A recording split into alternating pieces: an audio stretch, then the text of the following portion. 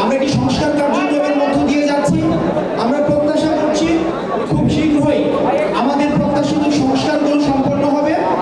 তার মধ্যে আমাদের এই খুনি ফ্যাসিস্ট শেখ হাসিনার যে বিচার রয়েছে এবং আওয়ামী লীগকে আমরা পরবর্তী বাংলাদেশে আমরা রাজনীতিতে দেখতে চাই কি চাই না, এই বিষয়গুলোকে আমরা প্রত্যাশা রাখবো যে আমাদের রাজনৈতিক যে দলগুলো রয়েছে সেই দলগুলো একটি ঐক্যমত্যের মধ্য দিয়ে যাবে এবং পরবর্তী প্রজন্মের জন্য আমরা একটি বেটার বাংলাদেশ আমরা রেখে যেতে পারবো।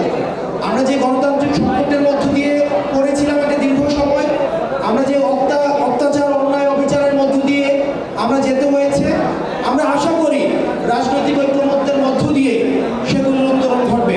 এখানে তো ঐক্যমত কমিশন গঠন করা হয়েছে, এখানে সকল রাজনৈতিক দল তাদের মতামতগুলো দেবেন, আমরাও রাজনৈতিক দল হিসেবে আমরা মতামতগুলো রাখবো এবং সেই সাথে এখানে আমরা তো লক্ষ্য রাখছি যে কিভাবে আসলে এখানে নির্বাচন নিয়ে সকলে যে পরিমাণ আগ্রহ এবং উদ্দীপনা দেখাচ্ছেন, আমরাও একই মাত্রায় আগ্রহ আছে, কিন্তু সেই সাথে আমরা চাই যে সামনের নির্বাচনটি অ্যাবসলুটলি প্রশ্নহীন একটি নির্বাচন হোক, যাতে করে আমরা গত 3টা নির্বাচনের ট্রমা কাটিয়ে উঠতে পারি।